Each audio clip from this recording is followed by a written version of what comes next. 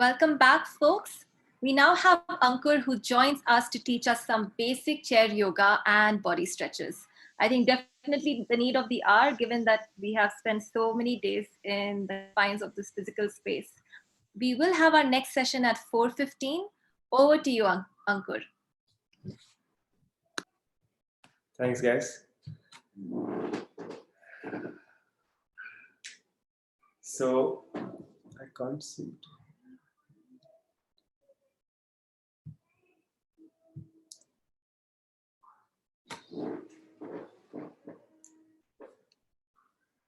So, namaste, everybody. My name is Ankur, and I'm a yoga trainer at Heartfulness Yoga. Nice to have you all. I hope you are having a nice session. I definitely am enjoying the sessions. So, let's take a quick break and do some physical movements, starting with our head and shoulders. So for that, I invite you to make yourselves comfortable by sitting on a chair. Doesn't matter what kind of chair you have, or you can choose to sit on the floor. If you're lying down on your bed or on a couch, just sit upright, making sure that your spine, your back is straight, and imagine that you're being pulled from above by a rope that's straight. I'll give you a moment. Find a good spot. And once you've settled down, you can slowly close your eyes.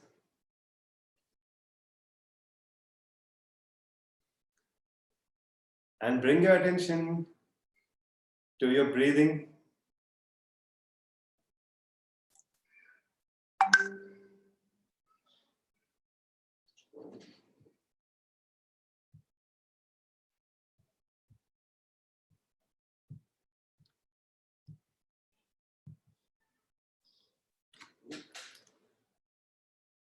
Observe the nice inhalation.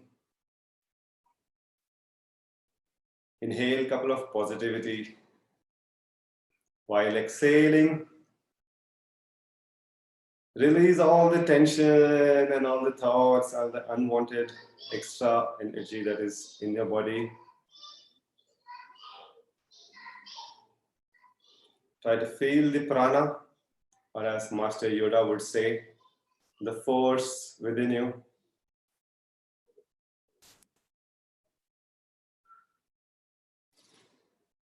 And when you're ready, slowly open your eyes. And let's start with our eyes. So if you're wearing your glasses, you can choose to remove them. Bring your right or left, whichever hand you're comfortable with, in front of your eyes. Thumb in front, in the middle of your eyebrows. Head straight, spine straight. And gently bring your focus to the thumb. While you're inhaling, synchronize your breath and the movement. Move the hand away from your head. Slowly, trying to maintain your focus on the thumb. And while you exhale, slowly bring it towards. Again, inhale, take your hand away. Keeping your focus on the thumb. Exhale and bring it close to you. Again, one last time. Inhale, slowly away from you. Exhale to the center. Now we'll take it to the sides. So while exhaling, slowly take your thumb without moving your head. Follow your thumb all the way to the maximum possible. Trying to maintain your focus on the thumb. Exhale and bring it back. Now with the other hand, go to the other side. While inhaling, try not to move your head. Exhale and bring it back to the center. Once again, with the other hand, take a deep inhale and nicely try to follow your thumb. Exhale and bring it back. The other hand. Nice slow inhale, slow movement, trying to follow your thumb. Let the eye muscles get a little workout. Exhale and bring back. And release your hands. Now, try to make a clockwise direction with your eyeballs. So you can choose to look up first, then to the right, then to the bottom, then to the left, and continue the circular motion without moving your head. 3 times clockwise and 3 times counterclockwise. You have been straining a lot, viewing a lot of series and movies. So take some few moments to relax your eye muscles. And once you have done, relax, make a few blinks, feel comfortable. And avoid any practice that is inducing any kind of pain in your body. Now we'll start with your head. So bring your right hand on your left shoulder and gently drop your head to the right side. Try not to strain your neck. If there is any kind of pain, avoid it or do it to as much comfortable as possible. Stay there and take a nice few breaths, deep breaths. You can close your eyes and breathe slowly.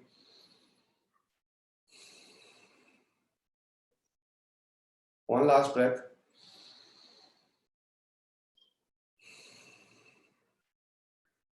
Exhale, drop your hand. Now to the other side. Place your hand on your shoulder. Let your shoulders be relaxed. Do not tense any part of your body. Feel comfortable. Be natural. Take a deep inhale and while exhaling, drop your head to the left.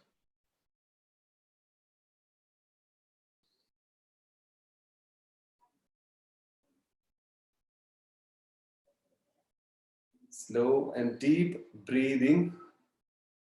Remember, yoga is all about synchronizing your breath, your mind, your body. Very good. While inhaling, come back.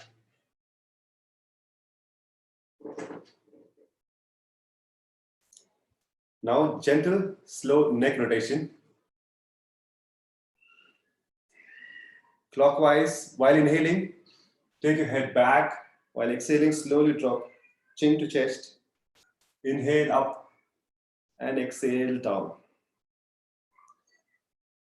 Inhale up, exhale down, and reverse. Remember to focus on your breathing.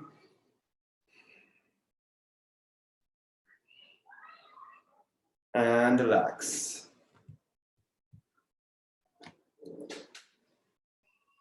So, now let's work out our shoulders a little bit.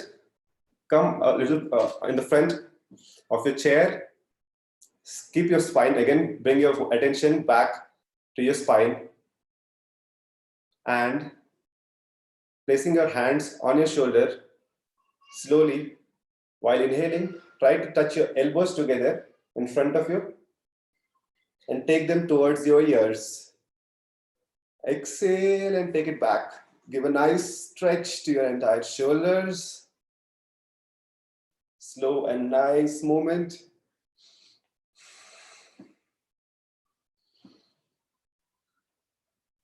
And now reverse. Try to do your maximum possible movement.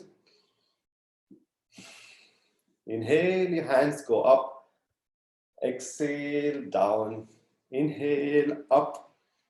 And exhale, down. We'll do a nice little twist next. If you have any support on your chair, you can grab hold of your chair or place your hand on the ground, and by placing your other hand behind you, or if you're sitting on the floor, hold your knees and give a nice twist. Look back over your shoulder. Inhale, come to the front, and exhale to the other side. Inhale to the front, exhale to the other side. The twist releases all the tension. Inhale, come to the middle. Exhale to the other side. And inhale, come to the center. We'll do a few nice lateral stretch. Inhale, lift your hands up. Exhale to the right. Inhale to the middle. Exhale to the other side. Inhale to the middle. Exhale to the other side. Inhale, come to the center. Exhale to the other side. And slowly give a nice stretch. Pull yourself up and slowly bring your hands down. So that's it for a short session of yoga. We will have a much more 1 hour session by Ira Trivedi tomorrow. I hope you enjoyed this session and are energized for the upcoming sessions. And I hope you have a great webinar conference. Thank you. Over to you, Akshita. Thank you, Ankur. I'm definitely energized, extremely relaxed. So thank you for the chair yoga. We now move on to the next session. And this topic is very close to my heart, as I'm sure it is to yours. Success. What is success? Are there shortcuts to success? Are there certain secret ingredients to success? This candid interview, we have with us Chiki Sarkar, CEO of Juggernaut Publications, and she will be interviewed by Pragya Mishra, Head of Communications at WhatsApp and a Heartfulness trainer. We will seek to unravel Chiki Sarkar's story of success. Let's find out the recipe for her success and how it was cooked. If you have any questions through the session, please feel free to drop them in the comments section on Facebook. Over to you. Thanks so much, Akshayata. Hi, Chiki. I hope you're online. I am. Fantastic. Am I here? I am here. Hold on. Well, we're waiting for. Yes, you are. We can see you now. So this is fantastic. I think we're all sort of adjusting to this new normal of making the most of the tech that we truly depend on these days to connect and obviously interact. So thank you for taking the time to do this, and hello everyone, and also thank you to you all for taking the time to sort of log in and listen in. So Chiki, how are you doing? How are you coping with this new normal before we actually jump into the main theme? I'd love to know if you're staying safe and healthy and everyone's doing okay. Yeah, I mean, I was saying this to, in fact, Joshua, who is, my person I did the early initiation meditation of Heartfulness with Joshua Pollack, who wrote the book, The Heartfulness Way. And I said to him, we were just touching base yesterday, and I said, it's both good and hard. It's hard because it's hard. It's hard because you wake up in the morning and you're making breakfast for your children, and then you're cleaning up, and then you're going straight to work, and they're pulling at your dress, and you're trying not to lose your temper, but you have a whole lot of work to do. It's hard. But it's good because, at least for me, because I'm a working mother, I'm seeing so much more of my children. And, I have a 1-year-old and a 3-year-old. And especially my 1-year-old, I went back to work within less than 2 months of having both of them. So, I didn't see it. I by choice. And, it wasn't something very melodramatic. I wasn't particularly emotional about it, but it meant that, I don't see him so much. Sure. And, now there are these moments like where I'll sit, today, before I came onto this event, I thought, I better just, comb my hair and put a little bit of makeup to look a little bit respectable. And he's sitting in the bathroom with me as I'm doing whatever I do. And, he's watching me. And I just thought, I haven't had this moment with him. This very, nothing very amazing, just a small, simple human event. And then suddenly he opens my makeup cupboard and I'm like, oops, now we have trouble. This is going to happen now forever. So I keep ransacking my cupboards. So, it's good.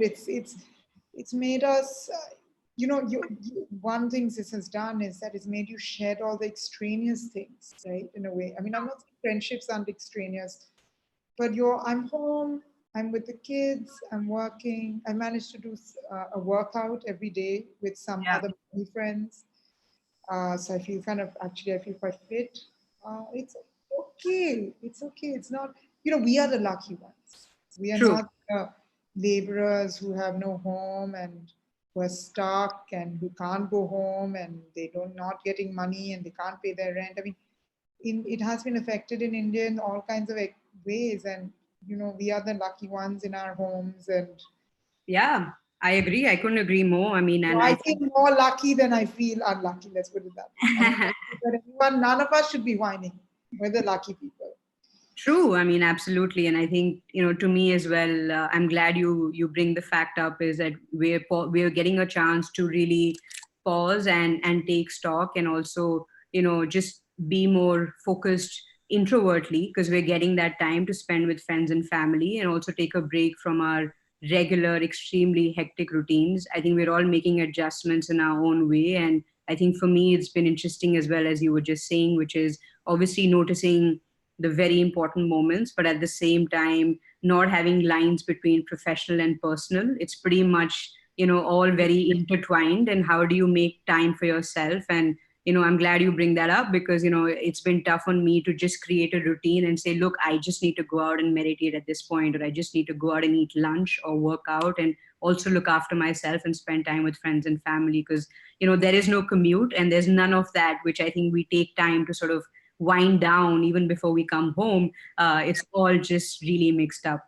But thank you so much for taking the time to do this. I know you probably don't require any sort of introduction, but I think it's worth talking about, your achievements, specifically looking at the theme we're going to be covering. And, so of course, you're a co-founder of Juggernaut, a new age publishing house in India, that brought together sort of the real world publishing and reading books online, which is where we mostly live our lives these days.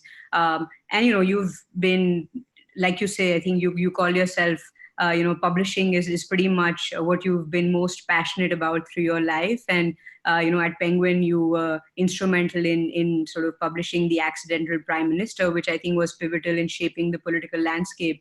And I feel like most people being at that point and achieving that success would have stopped and sort of just slumbered into their comfort zone. But I think that really sort of accelerated and made you think, what more can you do and how can you solve this very interesting problem of having many more readers in India and making sure that you bring those two worlds together, because most of the millennials are living their lives online. And how can you really bring that? And I think, kudos to you for taking that leap, because at that point, nobody really saw that. And so, I just wanted to sort of give that short introduction. And I think it's only apt that we have someone like you on day one to open this, because in my mind, you really represent the youth and what opportunities that brings, because you had the vision to really adapt and be flexible and look out in the future and say, look, this is what's going to be, what's going to change in the publishing world. So, I think, for me, it's really great that we're getting this chance to talk to you. And, you've really transformed the way people read books and experience storytelling. And you've also given a very equal platform to established writers. And also, I heard, you also have a whole amateur writing section where you have folks who just want to do it and get in touch with their creative self and take time, even in their very, very busy, lives, to just cut away and still follow their hobbies. So fantastic. And I do follow your app very closely. So I enjoy reading all the stuff that comes out. So, I wanted to start off by saying, what are the 2 or 3 really defining moments when you look back, right? I think, all of us can, it's very easy to, also do some analysis retrospectively. So I really like you to share with our young audience about what are those 2-3 moments which really were pivotal and helped you be where you are and achieve the success. So, and I really believe in them. So and I think, I've often thought, everyone has strengths and weaknesses, and I would say, I tend to have, I'm not being modest here, but I'm a very flawed person. I'm often very difficult to work with. I can be exasperating. I have one thing that has held me steady really for most of my life, which is that in the key moments, I made the right calls. And I'd start with one call that I didn't make, but my dad made, but it changed my life. And it was that he forced me to go to Oxford University. My father he's a Bengali, he's an Anglophile. When I was 18 or 19, I didn't have that confidence, frankly, to apply to very fancy universities. And so I got very defensive, and I used to tell my parents, why do people want to go to good university, fancy names? I can go anywhere. It doesn't matter. One should be democratic. But really what I was doing was hiding my own fear. And my father loved, I think he would have loved to have gone to Oxford if he had had the opportunity. So for him, it's, he's always been a very, he hasn't pushed me, but in that moment, he really pushed me. Mm-hmm. And the reason why I think Oxford changed me is that not because I think that, of course I loved it and I got a great education, but I believe that you can get really anywhere. But for an Indian girl, I had 10 years working in Britain in a industry that's fairly closed. Uh, 10 years, it was always relatively elitist. It's now every year, every moment it becomes more and more open. So it was more open in my time than it was 10 years before, but it was still relatively close. So having that degree from this branded university, etc., really helped this Indian girl to make a little bit, open her door in London, her door into British publishing. So I think that was the right call from my dad. And once I joined my first job, which was a publishing company called Bloomsbury Books, and you guys Bloomsbury is a famous name. Right. It stands for, it's a Bloomsbury Group, which are famous writers, but actually Bloomsbury Publishing is an independent press that started in the 80s. And when I joined it in 1999, it was really almost going bust. It was a small company.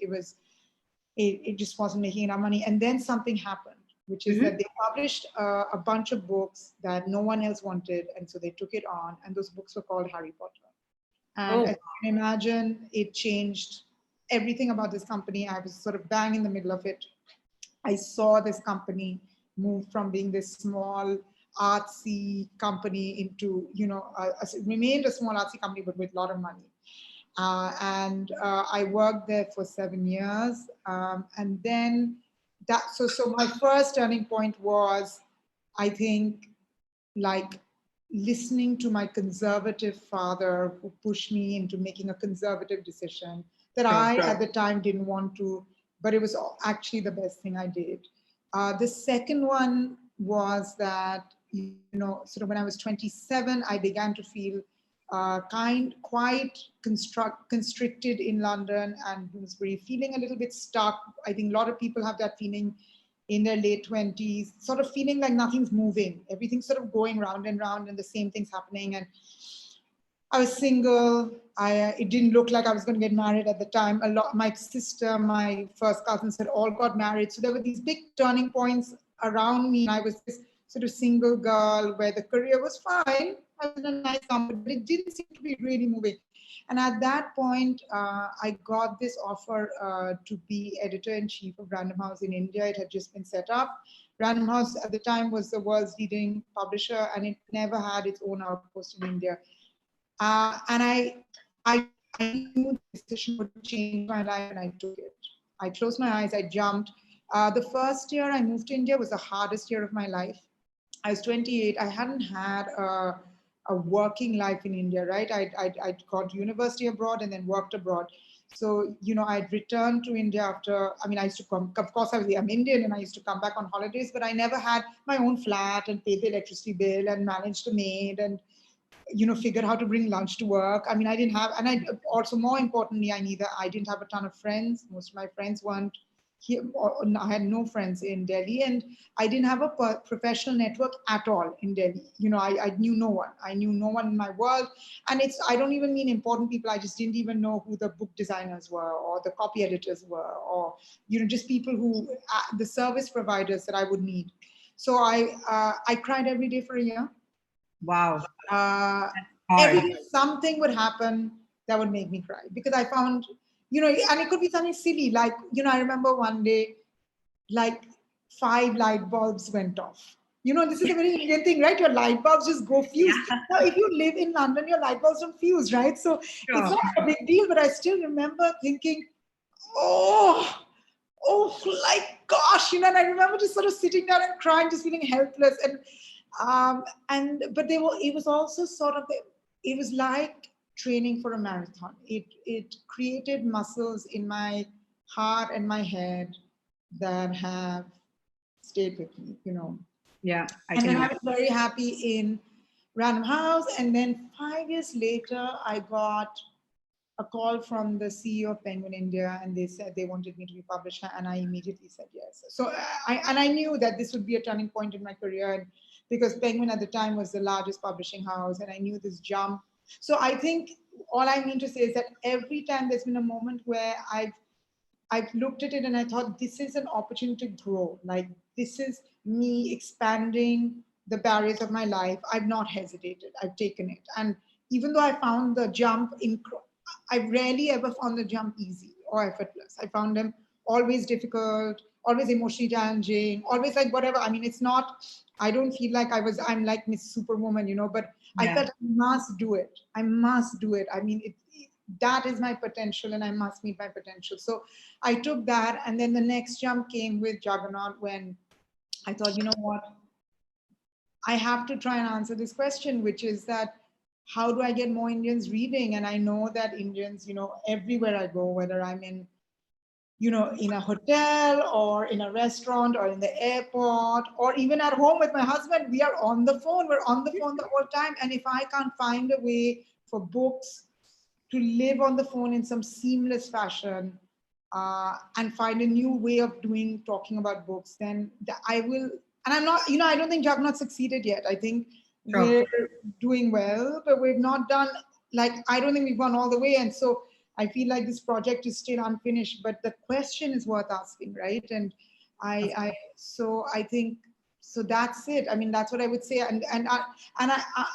would say that for me, I mean, the only other change in my life was I married late. I met my husband when I think I was about 35, 36, but I knew very fast that I was going to marry him.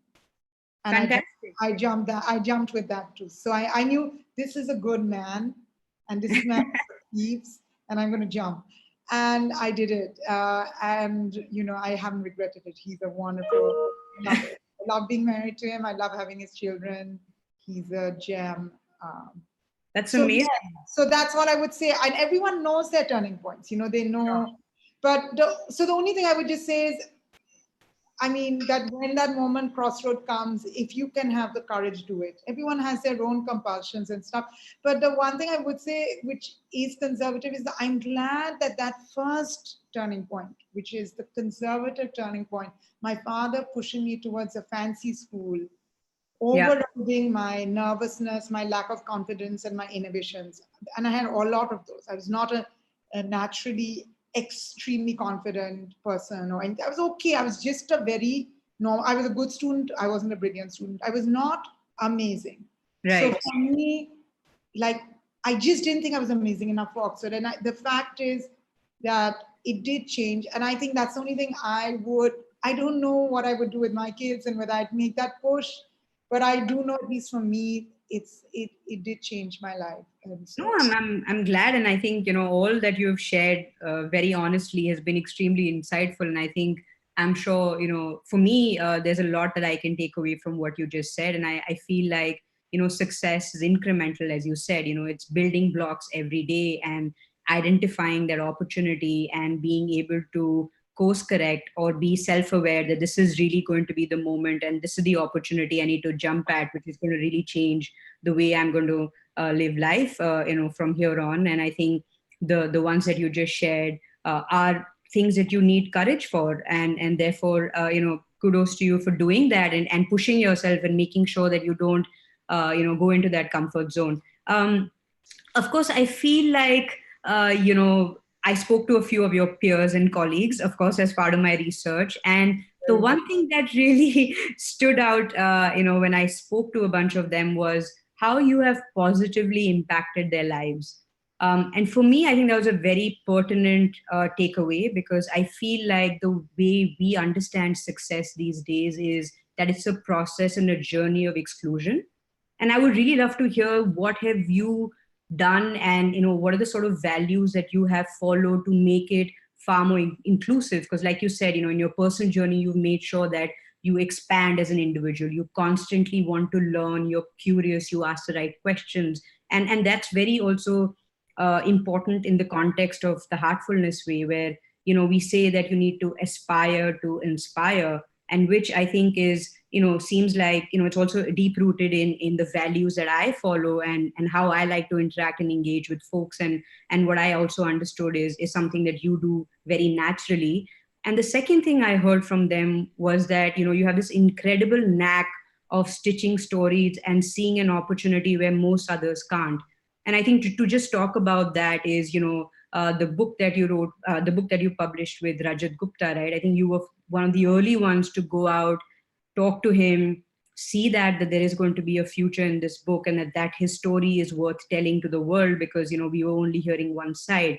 So can you tell us a little bit more about both these things, and articulate that how can we tune ourselves and make it a habit to be very self-aware about these things? And also, do you think it's something that you can train yourself, or either you have it or you don't? So I'd love to know a little Firstly, bit. I'm so flattered that you said the first thing, which is that I actually don't think of myself as and I'm being honest here. I don't think I'm an especially good boss or a especially good colleague. Because I think I push myself so much that I do that with my colleagues, and sometimes they can't take it. They find it hard. I'm a hard boss. I expect a lot, and I'm obsessive. And I feel like, in fact, that's one of my weaknesses. I think I think I make things. What I think is, I think if you work with me, you'll be bored, because I'm always just like this, right? But I also think that, am I like the most empathetic, like maternal, like it's okay, darling? I am just not that person. I think I don't know whether I have a positive impact on people. I don't think that's one of my strengths. I mean, I don't think I'm not nasty or vicious, but I am impatient, and I am, and I say things, and I have high expectations. I'm not sure I praise people enough. I always worry about that. I'm not sure that I express to my colleagues all the good things that they have. I think I sometimes do it. I don't think I do enough of it. So I think that, at least for me, in the way when I think of all the things and by the way, that goes towards, I think, even, I'm not sure I have a twin sister I'm very close to, and she would say that, I think if she heard me say it, I think she would also agree. I don't think she's a little bit more fragile than I am, and I don't think she thinks that I am nurturing enough of her, while we're very close and we love each other, so we can have this conversation where she'll tell me this and I'll hear it. And so I'm not sure that's my strength. I do think I'm good at picking stories. That is a strength. That I think that comes from my family. See, I come from a newspaper family.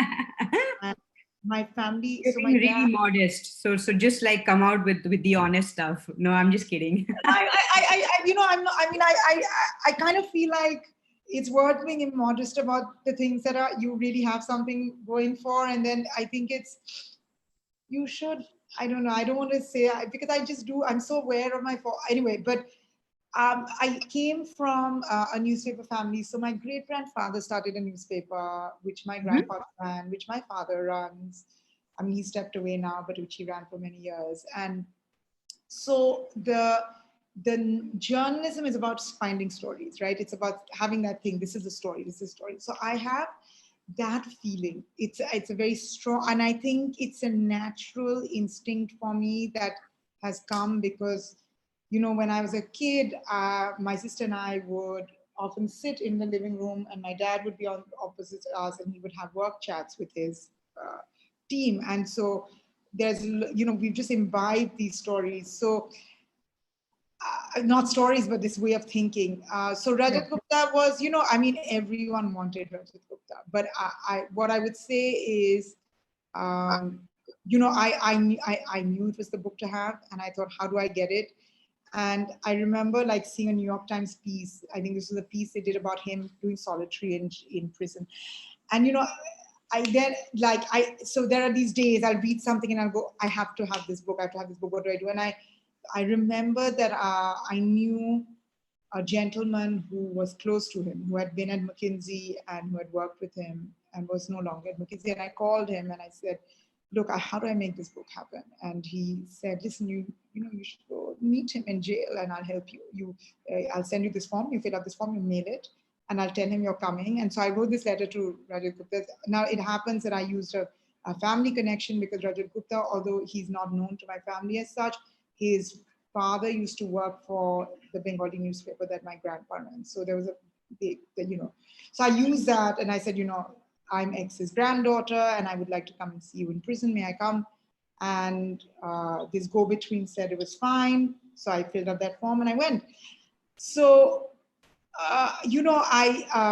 what I tend to do is I get obsessed by something and then I use everything I've got, every contact I have, every hustling bone I have to satisfy the itch. And I'm a big hustler. I totally am pushy. I use every contact I can.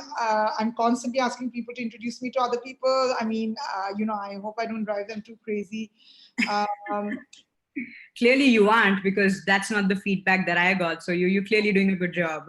So I do. I mean, I love it. I mean, that part is what it's one of the things I love about my job. So I would say the being good to my colleagues, I don't know whether that's my special strength.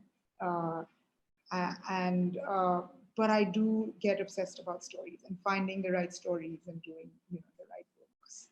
Sure. I mean, I think, I feel, just from what you said is, impatience is certainly a quality that pushes all of us to achieve that success, right? I mean, and also this bias to action that you have, which is once you set your mind that you want to get this, like you spoke about, the Rajat Gupta episode, you just make sure that you just find ways to get that. And I think that's really focused, right? And I feel, that's important even as we start to think through even the young, the youth, or even for my own self, as I think about what I'd like to do and how I'd like to live my life. I think that's a very important aspect, that once you set your mind to something, it's very important that you go out and do it all the way to the end, right? You just don't stop midway because you hit the first hurdle and you just sort of put your hands up and say, look, I tried, but it didn't really work. That's really the way. Totally. And it means that things sometimes pause, right? Like this Rajat Gupta thing I'd thought about, and then, then I paused. It had there were other things on my plate, and for 3 or 4 months I had, and then suddenly that story revved me up again. And then, I made that. And it is funny. It is about the solutions are there. It's just that I don't always find that I see it immediately, right? Of course. But then I find often two things that help me. I find I don't do it anymore, but I used to go running, and I used to find the running sort of sometimes freed me up. It made after having that run, I felt a little bit like I didn't always have the answer, but I felt I could. And I'm a great believer in the power of sleep. I think I always wake up feeling more or less optimistic. I don't wake up. I'm an optimistic person. So if there's and so I think one of my big learnings over the years has been, before if something bad happened, I want to respond to it. Like, let's say I got a difficult email or I want to instantly respond. Yeah. And send back. And now I've learned, and by the way, I still do that. So it's not like I'm some perfect person, but I think I have learned to say, okay, come back to tomorrow, and it'll look different tomorrow. but that's definitely an age thing. Could not do that in my 20s. I think I spent all my 20s and early 30s writing really inappropriate emails or making calls across personal and professional that I shouldn't have. And if Sure. I just stayed, if I Yeah. just kept my mouth shut for that moment, those few hours, so that the next day I would have dealt with it better. Yeah, I mean, I'm glad you say that because I've had a lot of conversations with Daaji, who's the global trainer, and he always of Heartfulness, and he always tells me. He said to me, "Patience is character," and it took me a long time to unravel this very That's fact wonderful. phrase. I remember that. Yeah, and it was just exactly what you said, which is when you get hit with something and your instinct is to go in there and just respond and react, but instead if you pause, you're actually not reacting, but you're constructively acting. And I think that just changes everything, right? And that's changed a lot for me. And especially when you talk about empathy, especially with colleagues and co-workers, I could sort of identify a lot with what you just said, where if you are very driven, you just tend, either you're infectious and that just sort of percolates in the rest of the team, and everyone's like super pumped and inspired to be as passionate and work those 16 hours and solve the problem that you're trying to solve and find the vision that you see. Or you have folks which just don't want to be with you in that journey, but yet I think there is a way that you can still understand their point of view and take them along, maybe at a different pace, but still have them with you. So I think it's what you said is spot on, and I think also is a great segue into talking about, I know, you were very honest and you were willing to make yourself vulnerable and talk about how you've tried the Heartfulness way, but you found it difficult to integrate meditation, into this very busy life that you lead. And I think, you're juggling your roles as an entrepreneur, as a very successful entrepreneur, as a mother, as a wife, and very many other roles that I think women play. And I know I might sound, like a pro-feminist here, but I think we play many more diverse roles in our lives very seamlessly than others. And I think that requires, yeah, and I think that requires us to balance things. And I'd just like to know, and I think it's very important even for the listeners to sort of understand, how do you do that and how do you prioritize? And I mean, that can be even about meditation, or you just said you started working out, but just making sure that you also nourish your soul, because I heard you say you run to clear up your mind, and it's also a physical activity. You also make sure you sleep well, and I think all of those are making sure we're doing well physically, which is, I think, very, very critical. And you're doing something also to make sure you're reading a lot, so you're learning, you're expanding. And what is it that you feel, and I feel like the bit that I do with meditation is just finding a way to nourish my soul, because that I feel has a sense of permanence and more long term. So just like to know more about, how do you stay centered, how do you stay clear headed, and just want to hear you on that, and then we can move into questions from then on. So I don't. I mean, I don't think I get the balance right. The running, for example, I stopped because I don't have the time. So let me start a little bit about my encounter with Heartfulness, and then I'll talk about my work-life balance, or trying to. So I met a very senior figure in the Heartfulness organization called Sanjay. To talk to him about, I really wanted to be able to publish them on our app. I felt my app was about young people, and I was very impressed by their book. Actually, Right. Josh has written. For even someone who's not interested in any of this, the clarity with which it's written and the depth, it's really a excellent read. So I very much I'm wanted. glad you enjoyed it. And then, so, and in fact, when I met him, he'd said, we talked about this work-life balance and being a mother and all of this stuff. And he said, look, why don't you go for 3 of those early introductory sessions? I'll introduce someone. And I loved it. I really felt excellent. I just felt those 3 sessions stilled my mind. I loved it. And then,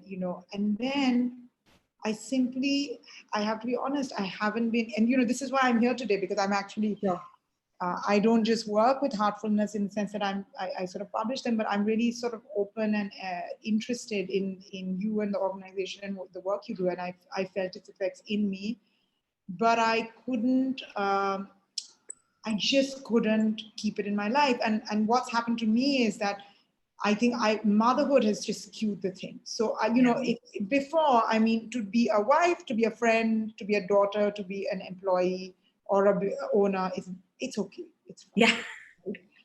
And then the motherhood came, and, having two children under, I have a 3-year-old and a 1-year-old. I don't see a ton of them. So let me give you an example. I mean, I wake up in the morning and then it's baby, baby, baby, breakfast, school time, play school time, blah, blah, blah. And then you're rushing to go to work. Sure. So day of work, and then you come back, and I try and come back early. So I make it to their dinner and bath and bedtime, which is sort of between 5:30 and 8. And then after that, I am free, right? But I'm like super tired. Tired, yeah. And And you're mentally exhausted and overwhelmed, right? I know, and I just know what it is. I want to spoil myself. Yeah. It's terrible, but what I want is a drink. Yeah. I want like a ton of drink. Like I want one gin and tonic, one Campari soda. I just want to have that, have dinner with my husband, shower, get into bed, read a book, or there'll be 3 nights a week that maybe I'll have to go out. So, Yeah, of course. That's part of the job, right? You just got to do it. And one of the things that happened was that I stopped exercising because I couldn't find, because even, it's not just heartfulness. That moment when I should exercise, which is, let's say, 8 p.m., I just didn't want to do it. And you know how I'm exercising now is I have a Zoom class with 2 mothers whose kids are my kids' age. And we do a 15-minute workout. So we do it every day. Oh, and nice. we do this thing called a 7-minute workout, which is amazing. I really recommend it. By the way, it's changed me. I'm like suddenly much more fit. And I feel like that's the only way I can be fit, accommodated is it's 15 minutes. It's not half an hour. It's not 1 hour. It's in the middle of a day whenever I can rush into it. It's not, because I also want to be a little bit lazy. A little bit. I feel like I work so hard, and that there are times when I just want to like slump. And I feel like this is just a moment. I think when the kids get a bit older, I've heard that from all parents. By the time they're 5 or 6, they'll want us, but in different ways. I won't have that sort of the baby yelping and you have to change his diaper. There's a lot of like basic physical work around the baby. I think I'll be ready to return to some kind of structured time for myself. But right now, I don't have it. And the big thing change I've made in my life is I have a much smaller social life. So I was quite a sociable person. I'd go out quite a lot, and I do much less of it. No, of course. It's kept me, but do I balance? No, I gave up exercise. I mean, what the lockdown, the biggest thing it's given me is that I realized, gosh, I like doing a little bit of physical activity for these 15 minutes. Even if it's 15 minutes, it's 15 minutes. I'm doing those push-ups, I'm sweating. I feel like I've done something, and it's not amazing. It's not perfect. Like my husband, who's very male, just finds this approach very sloppy. Yeah. He wants 1 hour focused, quiet time, works in the gym. What is this in the middle of the day? 15 minutes is what? This is not. But it's all I can do. And, sure. and even being able to. But see, I mean, I think, I do think, I mean, I don't know if you're a mom, but the child thing for the first, I think 3-4 years is very, very hard. And I know it gets easier, so it will.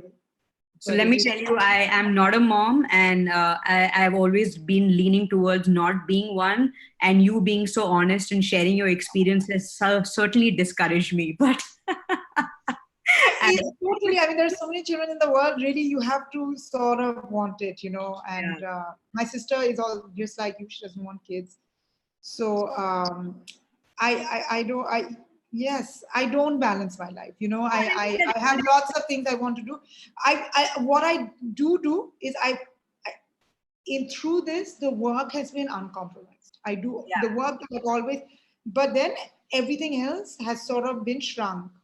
So it's in work, and now it's family. It's work, family.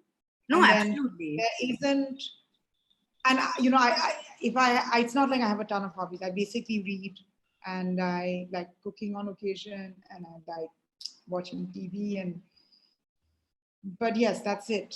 No, You know, and I think that that's, you said some very important things where you're like, you want to be lazy, you want to give yourself some time off. And I think it's absolutely worth it, and you totally deserve it when you're killing yourself every day at work for 14, 16 hours. But all I would say is that, for me, even if I meditate for 10, 15 minutes in a day, like you started off with working out, and you've seen the results and you've seen what it's done to you, you're yeah. just motivated to do more. And I feel like, while we say that, yes, you should at Heartfulness, start with 20 minutes or half an hour, I would still say, even if that means it's 15 minutes in the day, it has changed things for me in the way that if I took 2 hours to do something, I'm able to do it, and at work, I'm able to do it much quicker because you have that clarity in your mind, and you're like, I know that's the priority. I need to go hit that first. If I get that done, the rest of it will just fall into place. And I think that comes Yeah. because I'm able to meditate and do that 15, 20 minutes in the day. So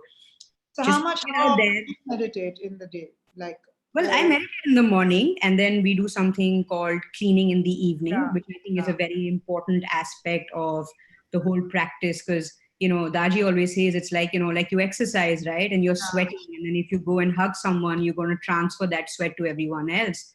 And that's what we come back with work. We come back with mental impressions. No one can see that, but it comes across in our interactions with your husband or with your child. If you've had a stressful day, you tend to be very high strung or react in ways that you wouldn't, and I feel like that cleaning is a process which helps me leave all of that out, clear all of that away, and then actually be me in all of those in all of those interactions, and be in that moment as opposed to carrying all of that weight that I've accumulated through the day. So it sort of gives you every day a new start, right? Once you do that, and then you meditate, which obviously is in the morning, preferably for 30 minutes, but start with 10, start with 15, whatever works for you, but I would really urge you to do it.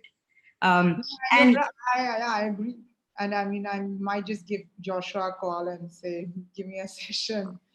yeah, and Uh, I think this is also for the youth who are listening, right? I think, we put ourselves into this slot where we need to do things a particular way. What I'm also hearing from you, from your experience, is that you need to hustle, and it's the same in meditation, right? If you need to hustle to get 10 minutes in, do it, and trust me, you'll want more of it. It's something which really changes you as a person. And I feel like, let me go on to, I think we have about 5 minutes. I want to ask you a couple of questions and wrap this up. So there's Shreya Sagar who says, once you got into Oxford, weren't you intimidated by some of your brilliant peers? And how did you actually learn to believe in yourself and build your self-confidence? so, there was no question. When I went to Oxford, I realized that there were just, in every way, there were people who were far better than me. And, once you know that, it's okay. So yes, I mean, that self-esteem doesn't actually, I think, mean, oh my God, I love myself and I'm amazing. I think, at least I don't often, I don't think of self-esteem like that. Think of self-esteem as, for me at least, is I know my place in the world. So I'm quite talented. I'm quite interesting. I'm just Okay. not the most talented. I'm not the most interesting. And I found that I did find that hard, Shreya. There's no question. But it was also by the end of 3 years, I had said that to myself. Sure. So what can I, that's it. That's all I would say. Yeah, I mean, I think, that's, acceptance, and I think that's a big part of how you deal with a lot of the issues that we deal with. Another question is from Siddharth Tiwari, who says, what if you find yourself in an existential crisis? Is it just you're overthinking or worrying too much, or what do you do when you sort of feel lost, right? And I think a bunch of us do. So, I'm hesitating because that is something I really, I mean, so I'll tell you that the one moment I had it was in my 20s feeling stuck. So I don't feel lost so much as feeling like I don't feel the movement in my life. I don't feel like I'm going anywhere. And Mm-hmm. then that panic of feeling like, what if I'm stuck? What if I'm not going to go anywhere? So that when that offer from Random House India came, I took it. Like I didn't hesitate because I knew it was my way of bringing movement back into my life, right?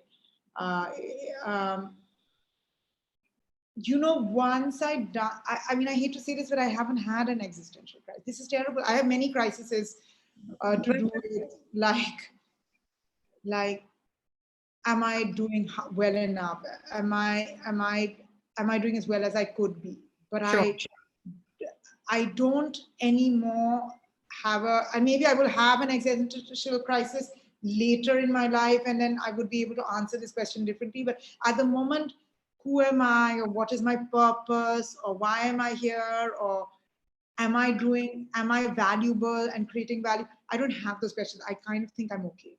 I know this is terrible, but but it's great. the work has given the combination of the work and the Family. yeah, I mean, there are these roots that hold us, right? And our lives are about creating some of these pillars that give us stability in our own way. And I mean, I think if you talk to me in my mid-30s, I definitely had a moment thinking I probably may not get married.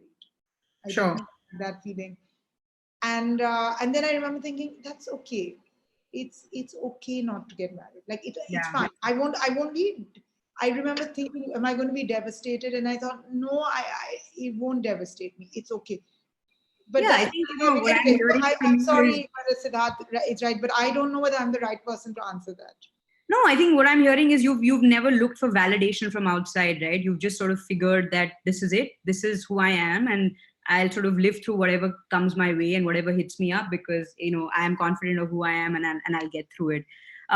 So we're running out of time, Chicky. I'm gonna wrap this up, and I just want to say that firstly, thank you so much for taking the time. I also feel that even if we're able to have one young person who's listening in to sort of experiment and try the heartfulness way to remain centered and clear headed, and more importantly, maybe find some joy, or even think back to this conversation and that something shifted in them, then there would be so much power and meaning to the interaction that we've had. And so, I would absolutely love to have you again. And this interaction was really fulfilling for me personally. And I hope it was the same, for the listeners. And again, thank you so much for your time. And yeah, it's a wrap, folks. And I think we're going to segue into Joshua, who you are so, really, really enjoy. From what I hear from you in the conversation, you really enjoyed interacting with him. So he's actually next. So Joshua's a star. You'll enjoy it. Thank you so much, Pragya. Yes, thank you both, Pragya and Chicky. Sorry to cut you off. You can continue. Chicky, we're in the middle of saying something. No. I'm just going to say bye. Okay. Well, from my side, I would like to thank both of you. This was a beautifully done session. I love the back and forth between you, Chicky, and Pragya. Very well done. And I think the comments that we're getting in from our live stream, the sense I'm getting is that they loved your honesty. They loved how raw and real you were. And they are very encouraged that they're not alone in thinking these things. So thank you so much. Good. I'm glad. Thank you very much. Fantastic. Thank you, guys. Thank you so much. All right, we move on to our next session with Josh. So I would like to introduce Josh as our next speaker. We've probably come across the book, the international bestseller, The Heartfulness Way. And Josh is one of the authors of this book. He's really passionate about meditation, as you will see for yourself. And he takes this passion for meditation with him wherever he goes. He has been invited to speak at numerous organizations across the world. Some of the big names from the corporate world are Amazon, Google, Infosys, and Microsoft. In addition to this, he's also been invited to give talks at the World Bank and the UN headquarters. He is not just a meditator and a spiritual motivational speaker. He is also an accomplished musician. All of his degrees are in music, and he's performed internationally, even collaborated with A.R. Rahman, who is a celebrated Indian film composer. And if you've heard the soundtrack of Gajni or Delhi 6, then you've heard some of Joshua's work too. Joshua is also a familiar face on literary panels and festivals across India. I personally always look forward to listening to Joshua because of his calm demeanor and well-chosen words. Whatever he says goes straight to my heart. So I now invite you, Josh, to say more about the way of the heart and how to tune into it.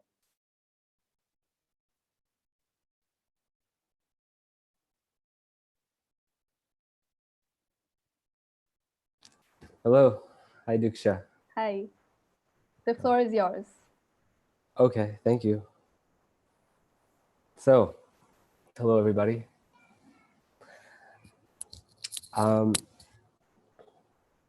It was nice.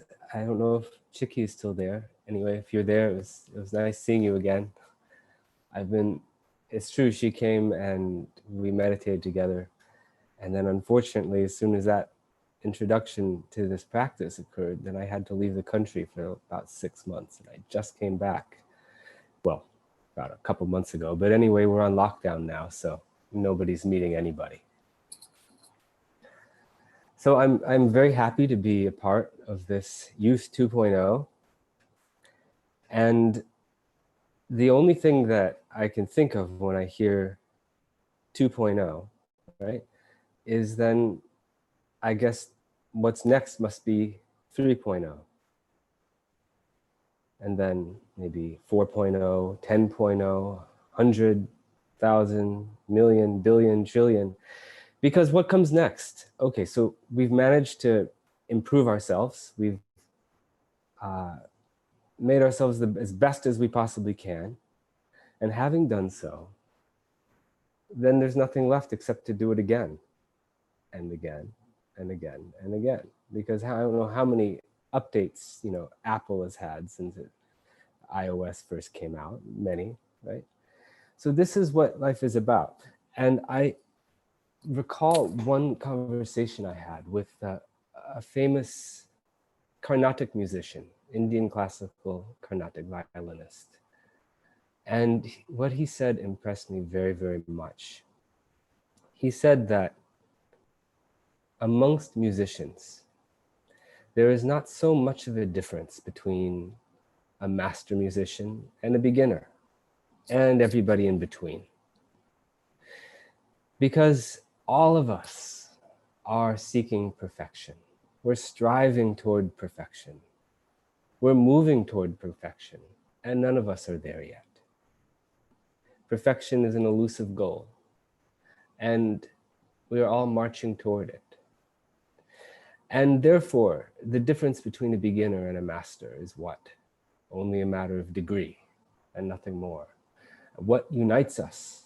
That we are all marching in the same direction, that we all have a higher ideal, that we're all refining our art or refining ourselves. Because now we're not just talking about musicians or artists, but we're talking about our lives and our beings, refining our beings.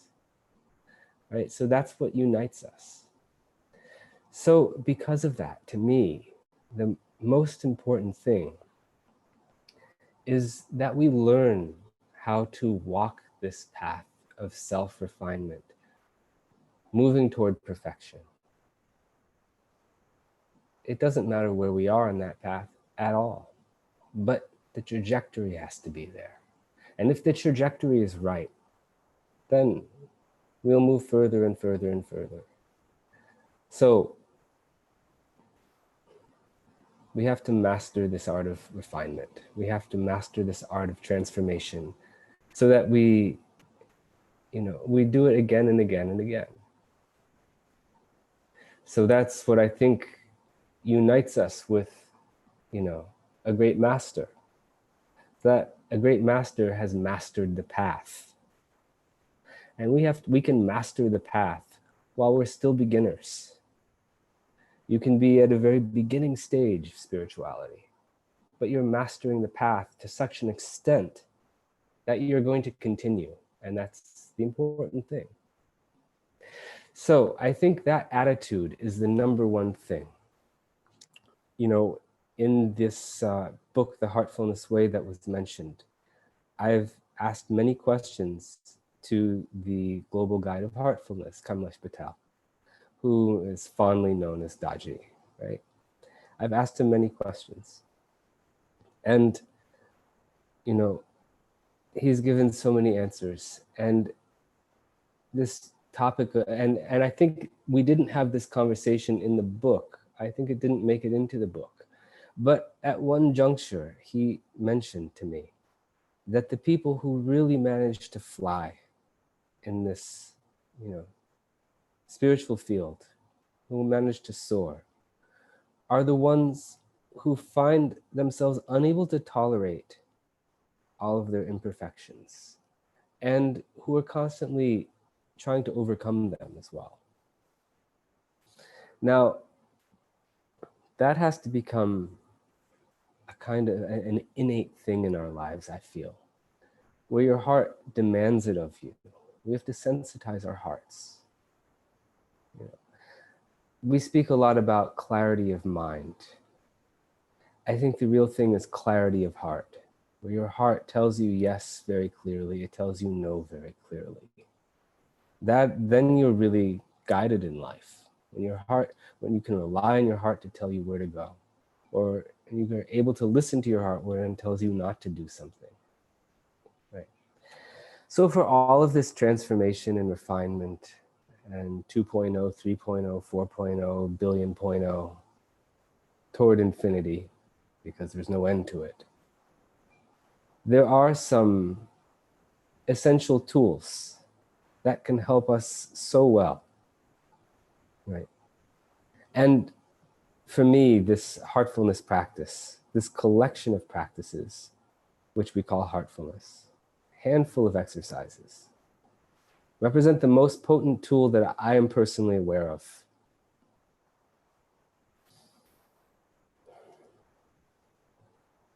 It is good to have an idea that I can change myself, that I can improve myself, move toward perfection. But then in the actual doing of it, that's another story altogether, right? It's not so easy. You have a self-help industry, a whole industry dedicated to this instinct of people to want to improve themselves, to help themselves improve and overcome things, right? And I think it's a $10 billion industry. It shows the need for it. It shows the demand, but it also shows the difficulty of it. Because if it were so easy, we wouldn't need, hundreds of books. Maybe we need 1 book, 2 books. Maybe we wouldn't need any books, right? We wouldn't need any teachers. It would just be so natural for us. So why do we need help? Why do we need guidance? Why do we need a seminar like this? Because there seems to be some resistance to change. That resistance comes from within myself. I can know what the best thing is to do, but does that mean I do it in all cases? Of course not. And, when I'm a kid, my parents will tell me you should behave like this, you should make sure you study, etc., etc., etc. And they can tell me not to tell lies. They can try to educate me. If this were really effective, the whole world would be a paradise now, because everybody's parents have told them they should be the very best, And I think even criminals, they tell their kids also to be honest. So that is not everything. This teaching and learning, it has its limitations, I think. So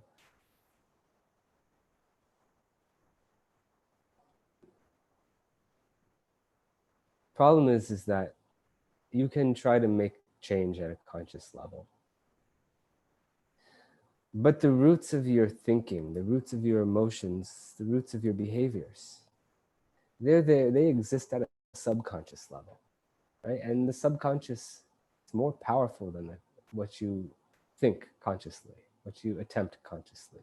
That is subconscious influence, it's an automatic influence, it's an instinctual influence. Subconscious is the home of instinct, right? That's what you do without trying. Right?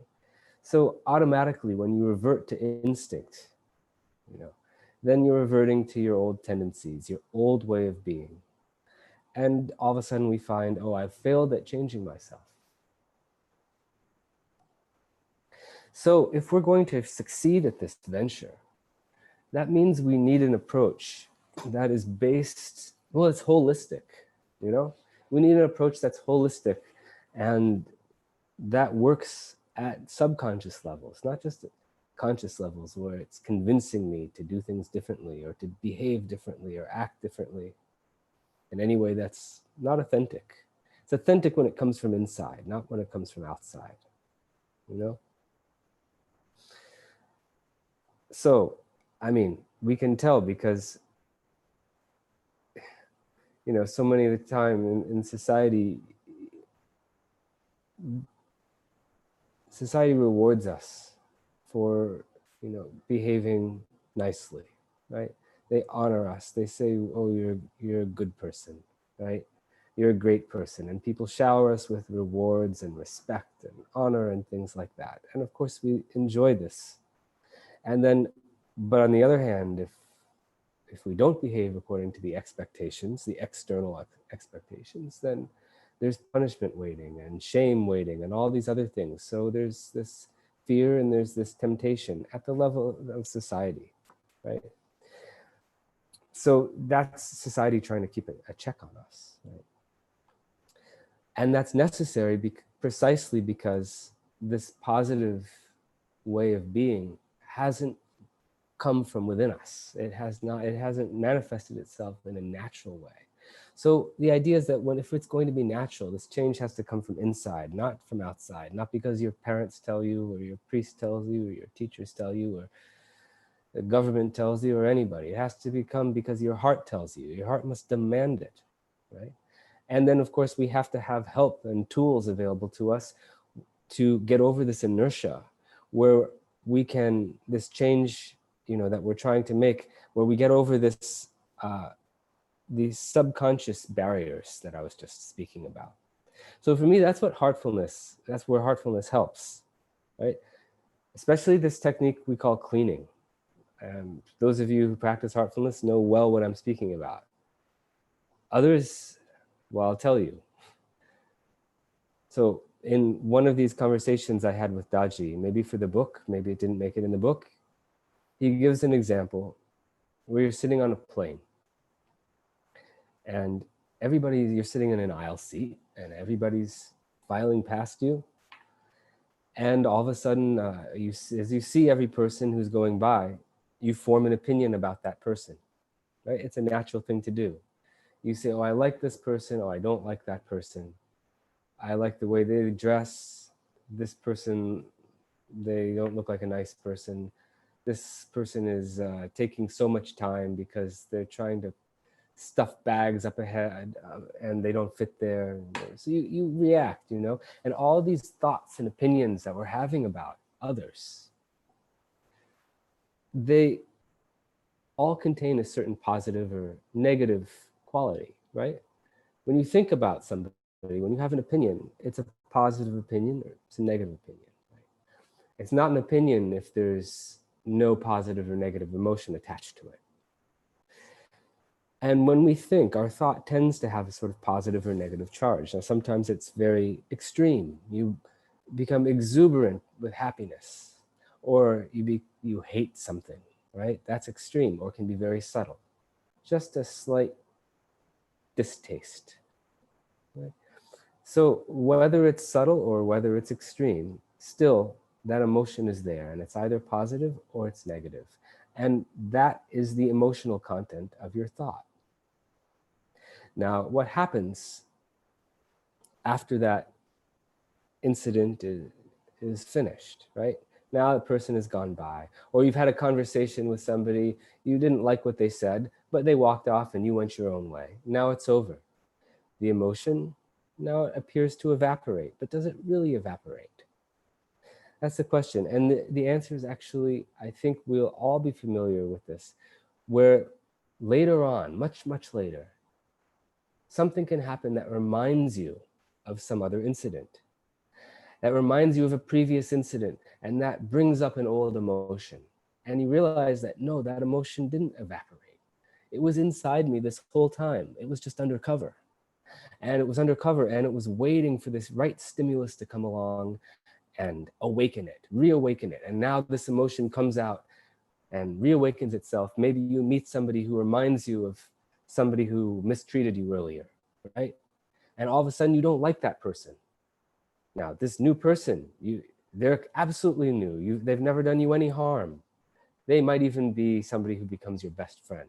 But because they remind you of somebody who you met from the past who you didn't like, you automatically don't like them. Now, what is this other than bias? It is only bias. It is only prejudice. And it is based upon the past experiences that we've had. So our past experiences, and more specifically, our emotional reactions to our experiences, what have they created, right? They've created a sort of lens or a filter through which I view everything in the world that I see. My whole reality, I view through this filter, this lens of the past, and through this conditioning that the past has had upon me.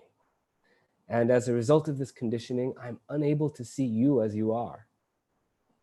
I see only what I expect to see from you, based on my past. So, what can I say? I'm living in the past, and I'm unable to see the present moment. So this is the situation we're in. And this is nothing other than prejudice. This is nothing other than bias, living in the past. So how am I going to be creative and do things in a novel way? How am I going to do things in a way that nobody's ever done before? You know, I was asked also to touch upon this idea of success. What is success other than finding a way to do something which is innovative? So if you're only stuck in the past, then you're never going to see that new way of seeing things, that new way of perceiving, which requires that you see things as they are. So how to remove these filters from the past? How to remove these biases? This emotional residue which clouds my vision. The yogis, they gave it a name. They called it samskara. They called it impressions. Impressions are nothing other than the emotional residue which I accumulate in my day-to-day life, and which then guides my future reactions, forms a blueprint for all of what I see and do and say. So these samskaras, well, we remove them. And that's one of the great benefits of heartfulness, that as far as I understand it, is the only system of which I am aware personally, where you can remove this load, this burden of samskaras, of emotional residue, in, not, piecemeal, but in bulk. So you can remove these things. I'm not saying it's impossible without heartfulness. You can remove them. Let's say you go to a psychiatrist, and that psychiatrist, they walk you through a process, a psychological process, wherein you're able to forgive somebody who wronged you. Now, that is the removal of an emotional burden. That is the removal of a samskara. But that's only one, and it's taken you months to do that, years to do that perhaps. But this is a technique which you do every single day, and in so doing, the load is lightened, the load is removed. And you may not even realize what has been removed, but you know something has been removed, and why? Because you feel it. You feel light. You feel joyful. And this is the reason that people do it. I can give you so much philosophy about it. I can give you arguments, whether convincing or unconvincing. Doesn't matter. That's not the reason people do it. The reason people do it is because they feel it. They feel the lightness and the joy after having done so. And that's how you know that it works. That's how you know you are carrying a burden. Oftentimes we don't realize that we're carrying a burden until the burden is removed. It's the opposite of that famous saying, the straw that broke the camel's back. Are you all familiar with that saying? The straw that broke the camel's back.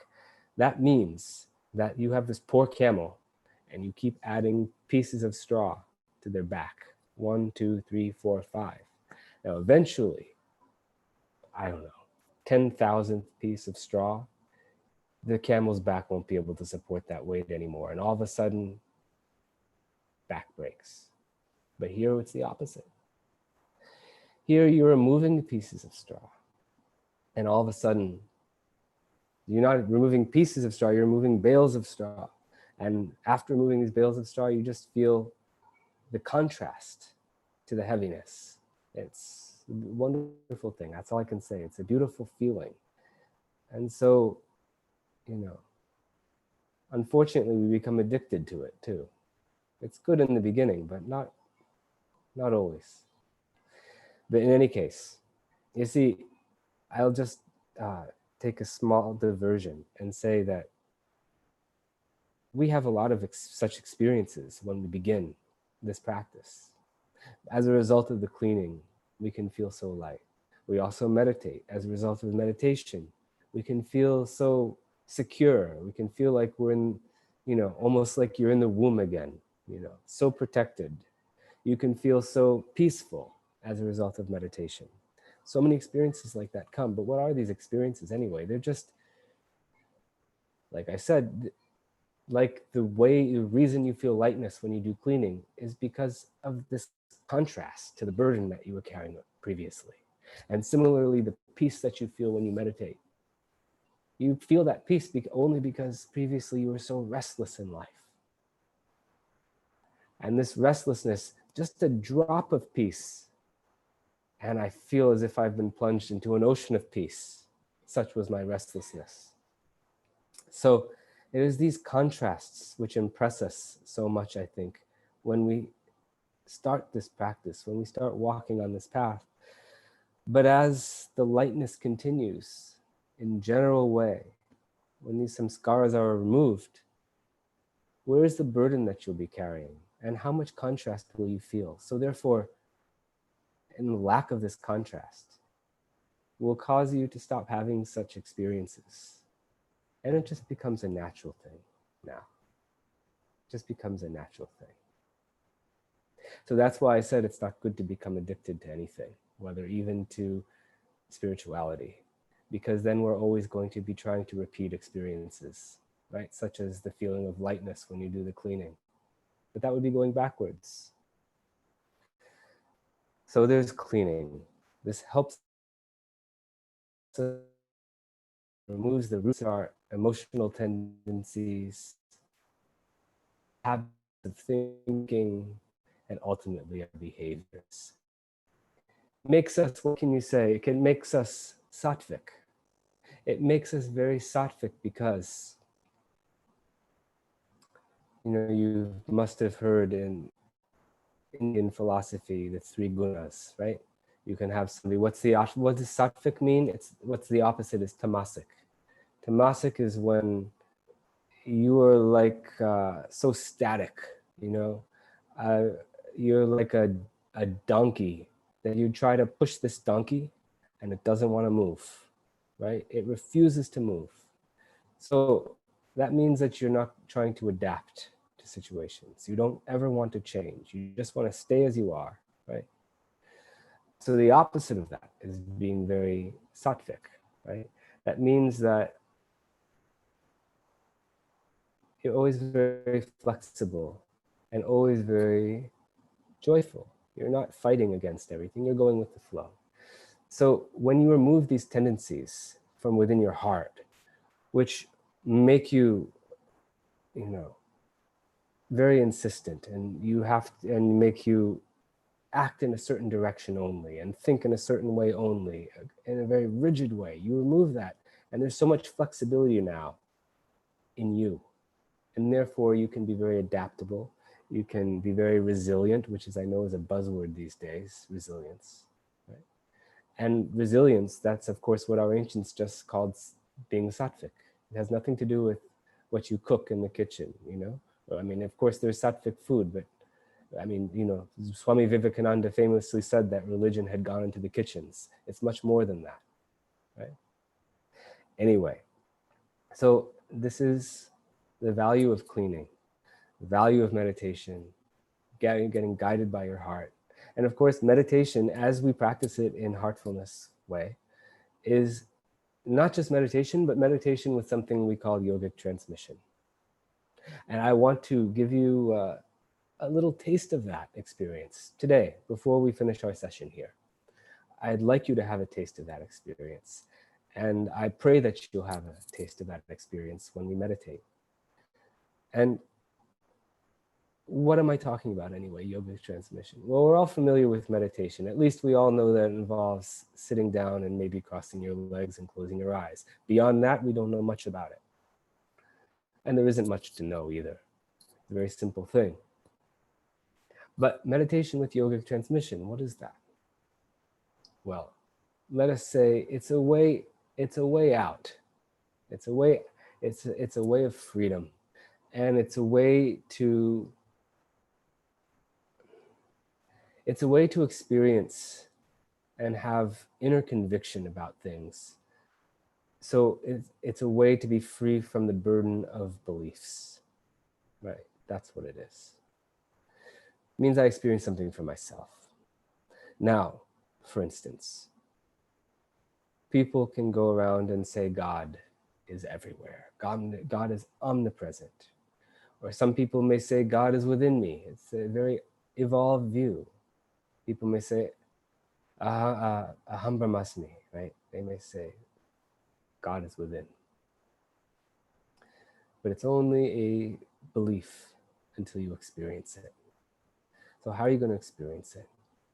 Problem is, we don't experience much. There are many things that are all around us, and yet we don't experience them. There may be radio waves streaming through the air around me. I don't experience them. I need the receiver to be able to experience it. Or there may be, there's oxygen, of course. There's air surrounding all of us, obviously, right? Of course, you're breathing. But are you aware of that air that's surrounding you at all times? Well, when there's a breeze, you become aware of it. Now you feel it. So that's where you can sit in the hot summer. Now it's getting to be summertime in India. And I'm in India, right? So, you may sit underneath a ceiling fan. And now you feel relief because you can feel this breeze, right? And similarly, the divine is everywhere. The divine is also inside you.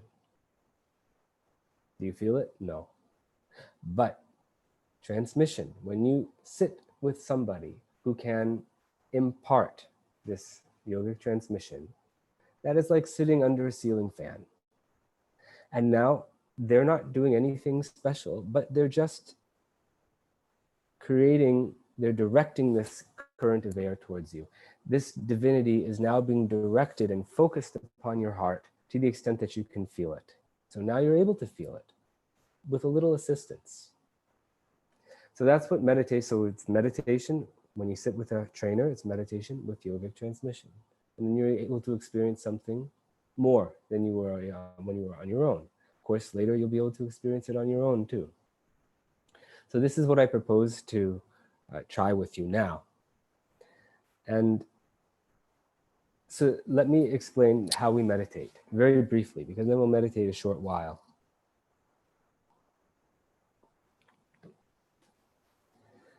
Here we meditate on the heart. It's heartfulness after all.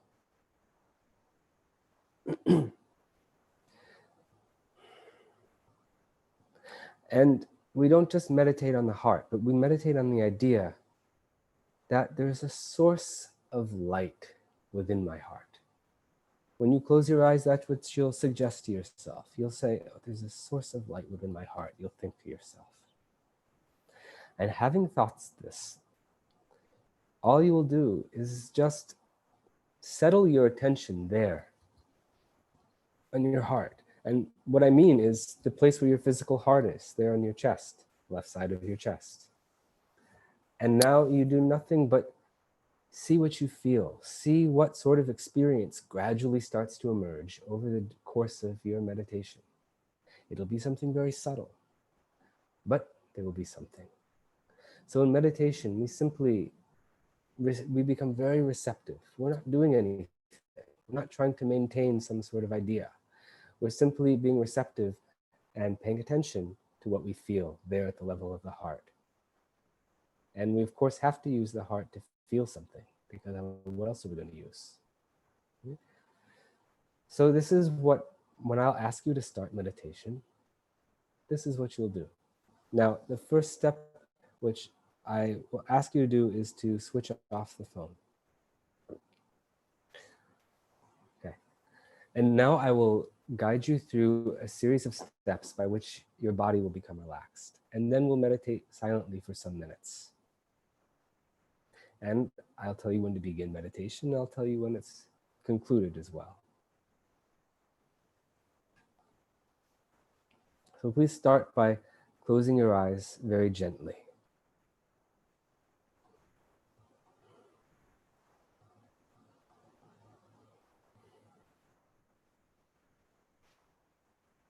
And bringing your attention to your toes, you can wiggle your toes and relax them.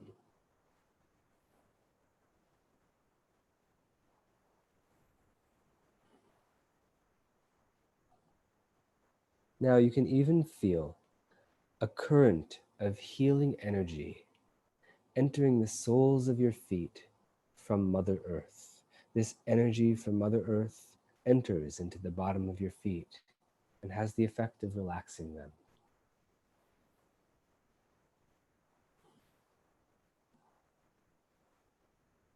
And it continues.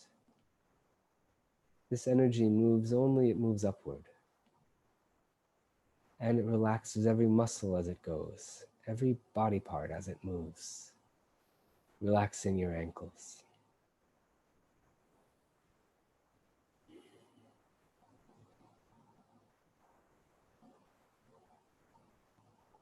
And let your lower legs relax.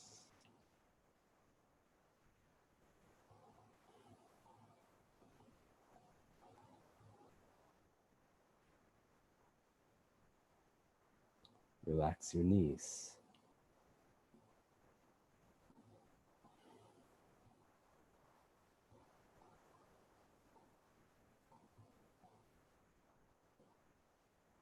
And your upper legs, your thighs.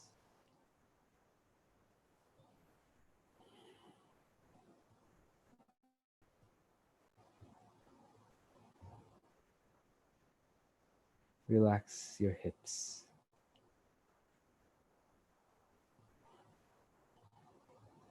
This energy from Mother Earth continues moving upwards, relaxing your waist.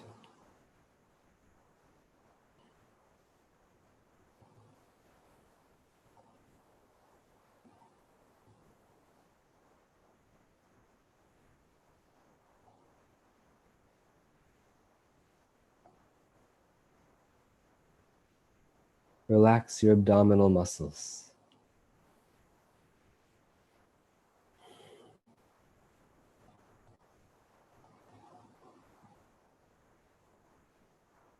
And all the muscles in your chest.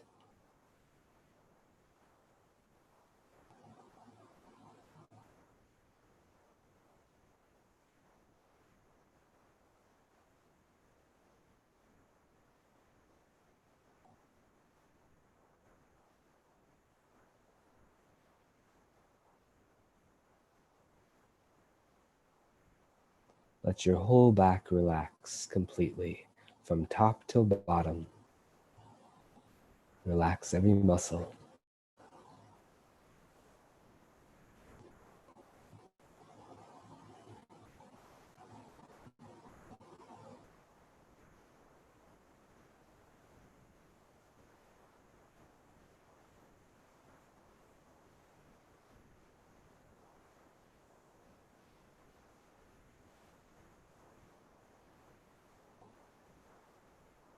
And now your shoulders. Let them feel so relaxed. They're like liquid. They're like water just melting in relaxation, which is moving down your arms, your triceps and bicep muscles, your shoulders, and now your elbows, and moving down to your forearms, every muscle in your forearms becoming relaxed.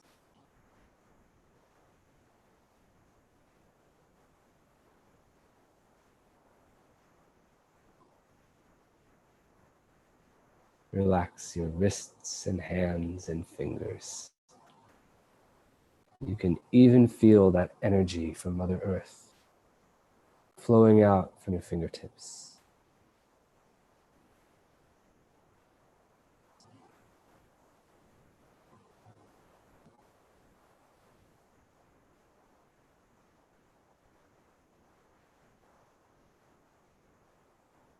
Let your neck muscles relax and your jaws. Let your lower jaw drop. Let your tongue relax.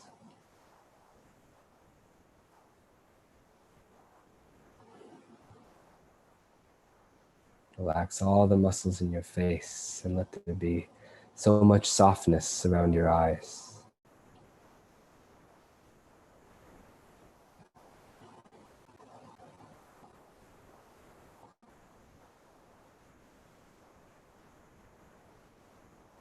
Relax your ears and earlobes.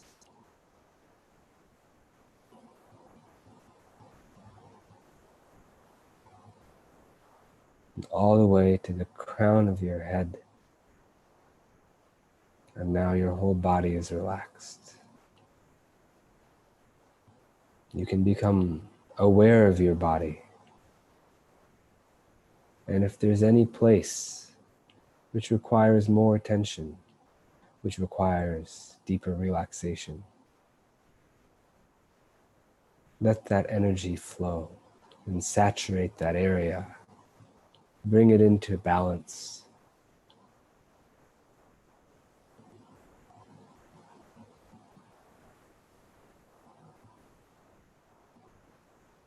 And suggest to yourself that your attention is already settled and centered in your heart.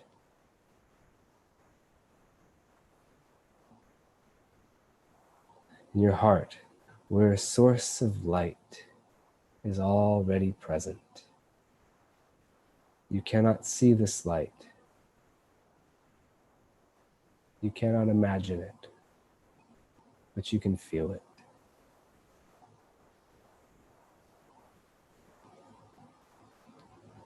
And automatically it is drawing you inward, allowing you to become drowned within yourself.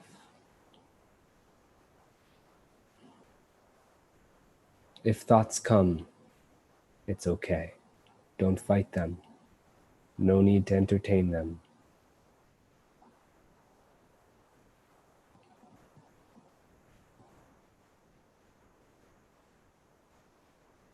Please start meditation.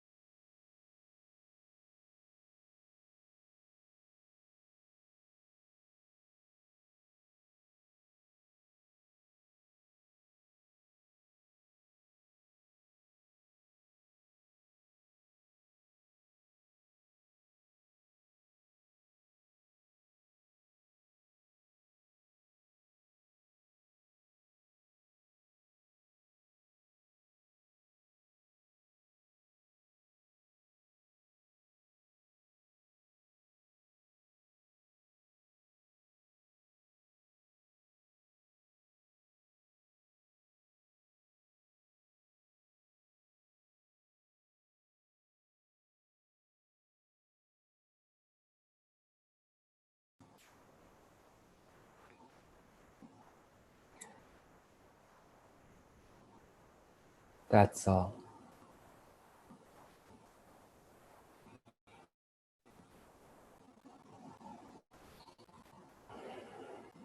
And I encourage you to come out of meditation gradually. You don't feel like opening your eyes yet? You don't have to open your eyes. If you don't feel like listening to me talk anymore, you can just close your laptop. Just come out gradually. And even when you do open your eyes, still feel as if you're meditating.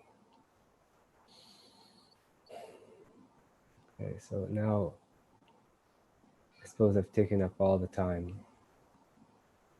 There may be questions. I don't know. We have time for a couple of questions if you would like to jump into that. Can I ask first? I think I sent one slide, right? I mean, I did. I don't know if it was received. In case some of you would like to experience meditation with transmission more, I mean, again and again and again, here's the link that I put on the slide. It's for heart spots at heartfulness.org, okay? Heart spots, that means that's how you can find a trainer. You can locate a trainer near you. Of course, in these lockdown scenarios, distance means nothing. Just locate anybody and they can give you a remote, session like this, okay? And they'll do it for free because money isn't, you can't sell spirituality, it's said, and this is something that is, nobody charges for this. So it's absolutely just a gift. So get in touch with a trainer and they'll happily support you. Or you can download Heart's app and see it there, Android or Apple. And there it's like Uber for meditation, where you want to meditate with a trainer, experience yoga transmission. You just hit the button, yeah, I want to meditate. And after about 4 minutes, but by the time 4 minutes elapses, some trainer somewhere in the world get the message and you'll hear a notification start meditation. And so you can experience it like that too. So I just wanted you to have that knowledge. Okay.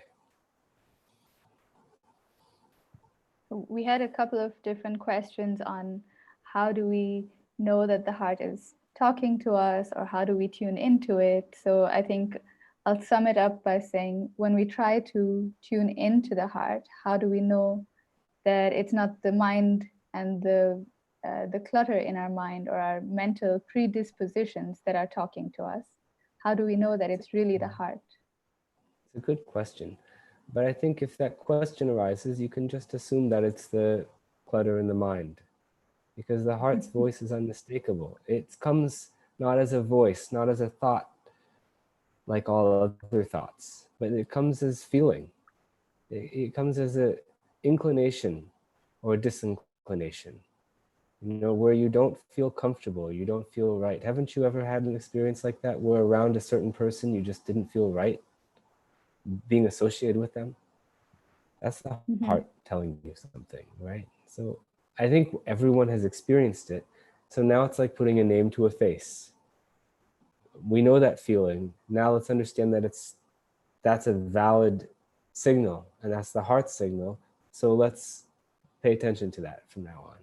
And this active meditation will sensitize you more and more to that. So you'll actually find that its signals are there every moment. And that guidance is, who doesn't want perfect guidance every moment? It's great. It does go off like a fire alarm when the heart is telling you, don't do this. Yeah. So another one is, besides navigating this technique of listening to the heart, how do we incorporate it into our lives and learn to make it a natural process? Just incorporating it into life. I understand the question.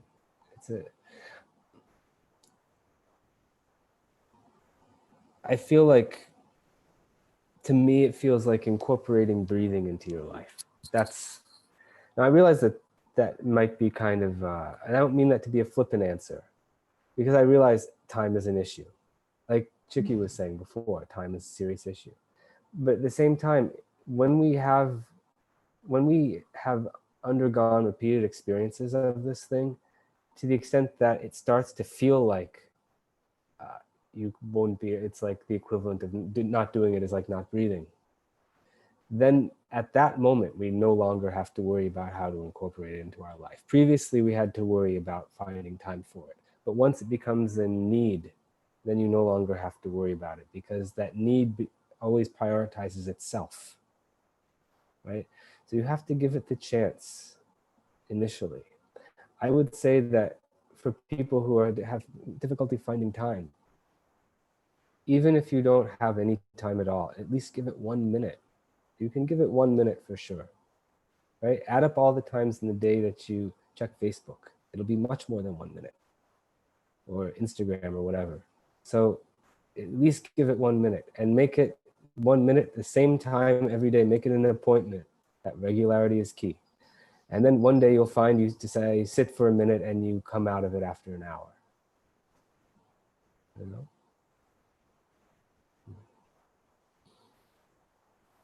That's great. We are almost at the end of the session, so I think if you have any final words, we can close I don't it have here. any Most final of the words. questions were along the same lines. All right. I said all my Well, final in words that in the case. beginning. So. But the sense I get from your second answer is that it will start to become natural on its own. But I guess that means that in the beginning, it might be a little more conscious, and we might have to prioritize it and give it time. Yeah, spend some time around people Is that inaccurate? who really love it. I think spend time around people who love it. It really can wear off on you. I was really personally benefited when I started by that. There was my trainer, you know, I had two trainers. I started one place and then immediately moved somewhere else. Both of them had been meditating in this way since the early 70s. And I moved to a place where I was literally 6-hour drive from the closest trainer. And in those days, we didn't have, nobody was doing these remote sort of sessions like we just did now. So the only way to do it was to drive 5 or 6 hours. And I did it once. I was going down to Boston for some other reason. And I went there, and I met up with the trainer there, and I ended up staying like 3 or 4 days at their house. And that place just had the most spectacular feeling about it, and an atmosphere about it. And that person just radiated something. And I just felt so good. I just felt so good. And we didn't talk much, you know, but I just felt so good. And I had sitting after sitting after sitting for a few days. And so it became a thing that I did. Every month I would go and spend a week at this guy's house. And something just wears off, some passion for it wears off, some intense interest and fascination. And then, you know, there are books there. There are great books by Sri Ramchandra, you know, and I just was, you know, voraciously consuming these books and getting just so much more excited about this whole thing, about the possibilities. I had no idea what sort of possibilities there were, and now I was learning about them, and I was getting validated at some minute level inside myself. So it was like absolutely new dimensions were opening up. So associate yourself with people who are passionate about this. That's what I would suggest, and you'll see. Yeah. That's great. That's a nice way to move into making the right kind of connections with people. So it's not only an individual exercise, but it also we bounce this off of other people too. And people are still inspired when we do something like this. Agreed, absolutely. Well, thank you very much, Joshua. I'm sure people appreciated this session. And thank you. Yeah, thanks. All the best, everybody. Okay.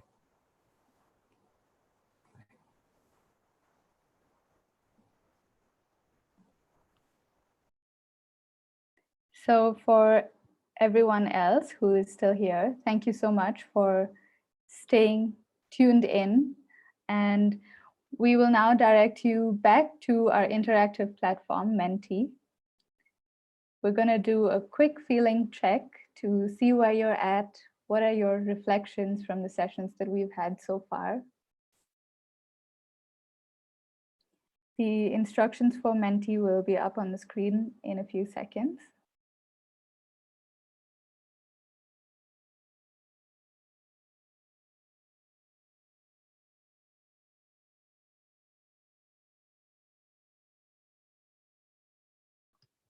You can see the code on the screen and use that code to access this evening's poll. There are only 3 questions there, so you should be able to answer them in about a minute and a half. And then you can return here.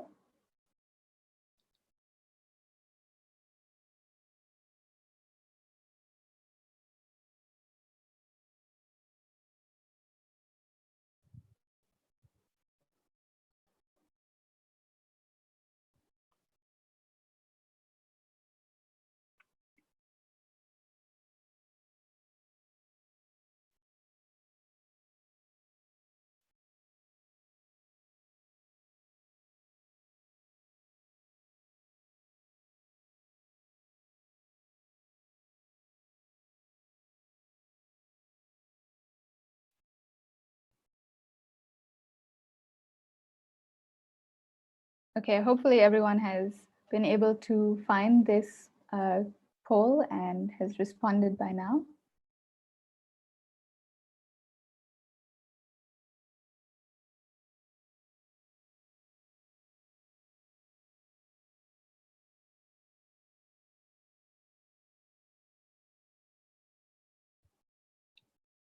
Wow, the responses are still flooding in.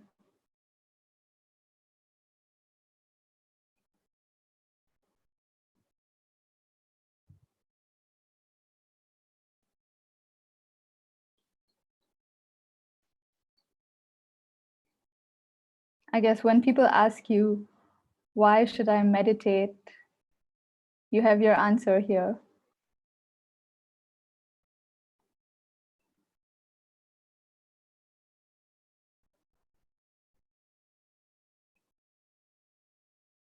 Relaxed, peaceful, calm, good, amazing, light. That's a great one. All right, let's go to the next question and see what people shared with us.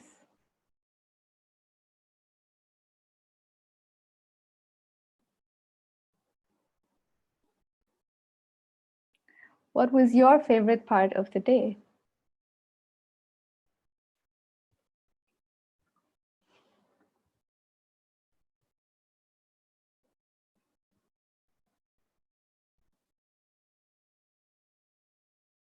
Somebody says that the night was the favorite part of the day. A lot of praise for Joshua. Some say that the first talk was nice. Some really liked Chiki Sarkar's session.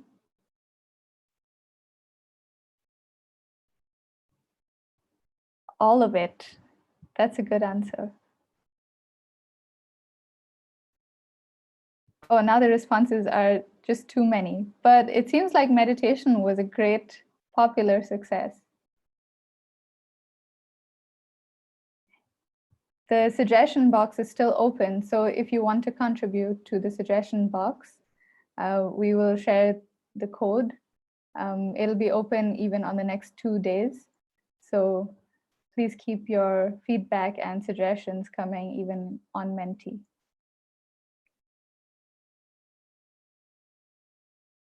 All right, let's move to the next question.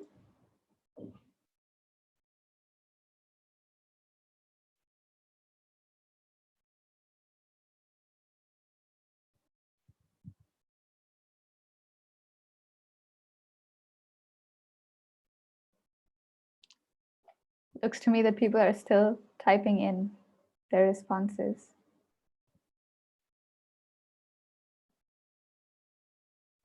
I learned about me. That's great.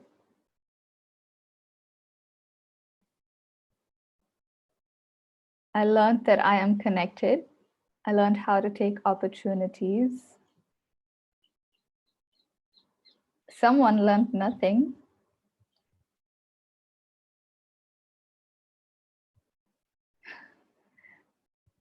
to associate with like-minded people.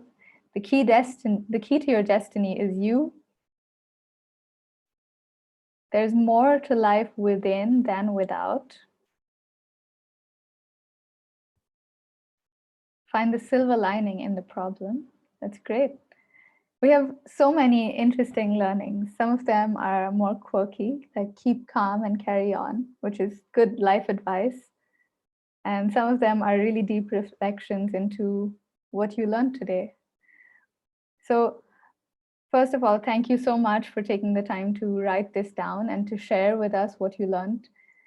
It's really helpful for us.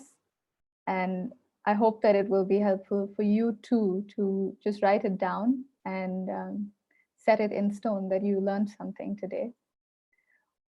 Now we will continue with the main session. We're at the end of today's series of sessions. Before we wind up, there is a few more things that I will share with you about upcoming sessions.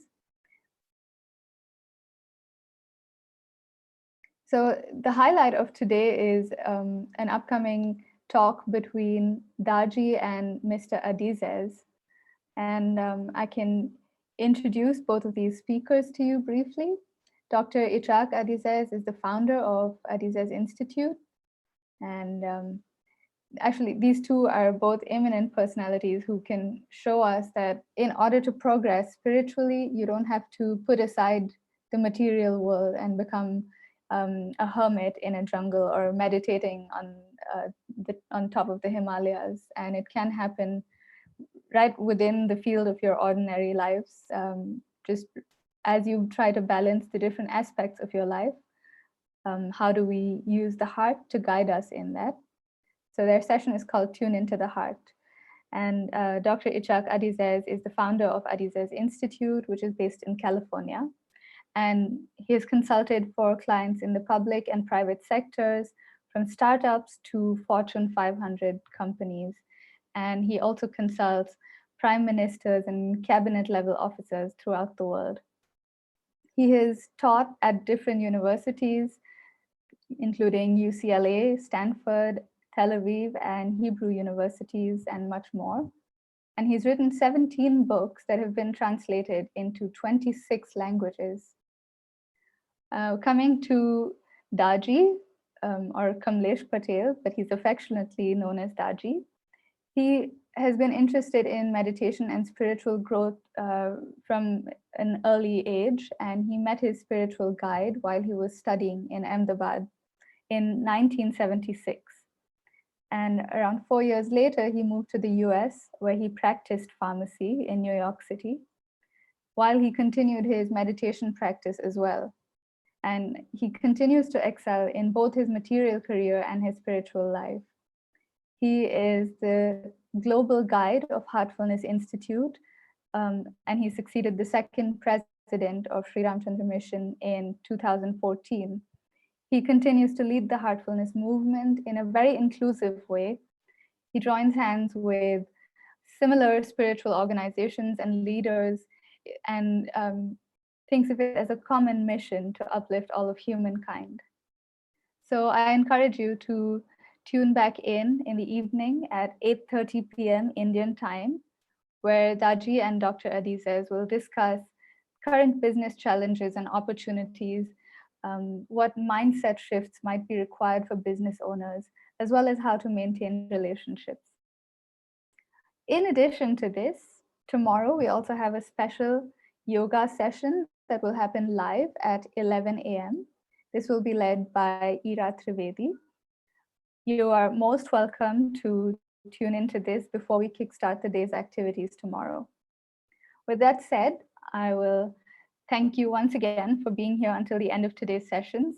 Do tune back in the evening to watch Daaji and Adizes. And for now, I will sign off. Thank you very much.